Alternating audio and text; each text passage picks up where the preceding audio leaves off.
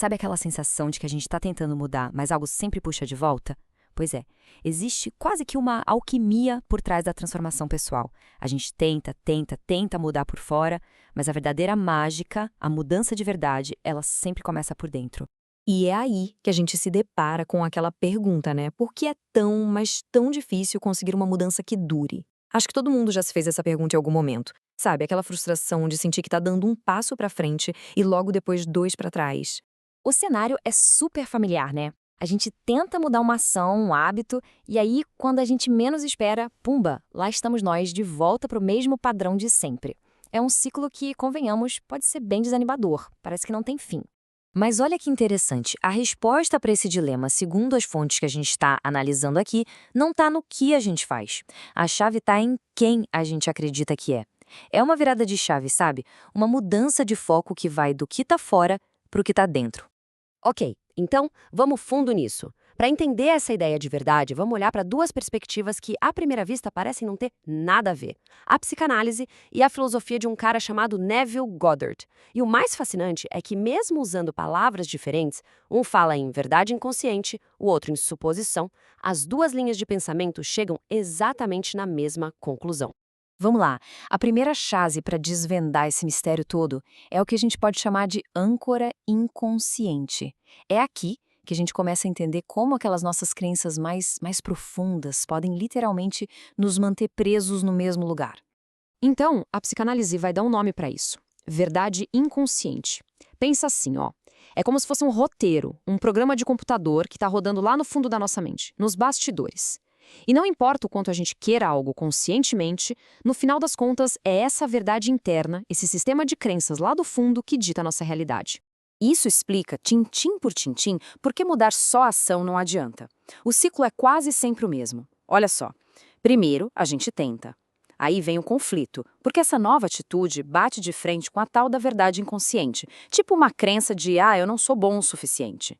E o que acontece? A reversão. É inevitável. A mente puxa a gente de volta como se fosse um elástico, para o estado que combina com aquela nossa crença central.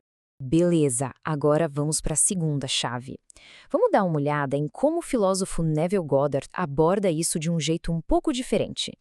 Ele se concentra numa forma bem mais proativa de mexer nesse estado interno. Tem uma frase do Goddard que resume tudo perfeitamente. Não se atrai o que se quer, mas se manifesta o que se assume ser. Para pensar no peso disso. A implicação é poderosíssima. A identidade, ou seja, aquilo que a gente assume como verdade sobre quem somos, vem antes e é o que cria a nossa realidade no mundo lá fora. Pro Goddard, sabe aquela conversinha interna que a gente tem o tempo todo na cabeça? Então, ela não é aleatória, de jeito nenhum. Ela é, na verdade, a expressão constante, a afirmação contínua de quem a gente assumiu que é. É quase como se fosse a trilha sonora da nossa identidade. Tá, mas e aí? Como é que a gente muda isso? O método do Goddard é bem direto. Primeiro, define-se o estado que se quer alcançar. Depois, assume-se o sentimento de que o desejo já é real. E aqui vem o pulo do gato: viver a partir desse novo estado. Não é ficar esperando acontecer, não. É incorporar essa nova identidade agora, nesse exato momento, e deixar que ela vá reorganizando a realidade ao redor. E aí a gente chega no ponto crucial da história toda. Como é que pode? Dois caminhos que parecem tão diferentes, psicanálise de um lado, Goddard do outro, acabam levando para o mesmíssimo lugar. A resposta, o grande insight, está aqui. Mesmo com linguagens diferentes, as duas perspectivas apontam para a mesma coisa como sendo o motor da nossa realidade. Aquele diálogo interno, sabe? Silencioso, automático. É ali que a vida começa. A mudança de verdade, então, não é sobre fazer coisas diferentes, mas sim sobre uma mudança radical de identidade. O foco é sempre naquilo que se acredita como verdade lá dentro. Isso tudo nos leva, então, à grande lição desta análise, ao que realmente importa para quem está buscando uma transformação de verdade, uma que dure. É sobre sair do falar e ir para o ser. E a diferença é gritante. De um lado, você tem um esforço superficial, ficar repetindo frase positiva, se forçar a fazer coisas novas, fica só na esperança de um futuro diferente.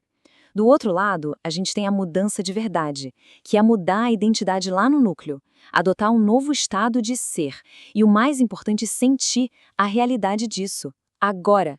Resumindo a ópera, o objetivo não é tentar calar a mente ou forçar pensamentos positivos. O lance é fazer com que o nosso papo interno seja coerente com a pessoa que se deseja ser. A mudança acontece de verdade quando esse nosso mundo interno, aquele que roda no automático, finalmente se alinha com o mundo que a gente deseja ver do lado de fora. E isso deixa a gente com uma última reflexão, talvez a mais importante de todas. Essa conversa interna, essa que está rolando aí dentro agora mesmo, silenciosamente, o que ela diz sobre quem se é de verdade?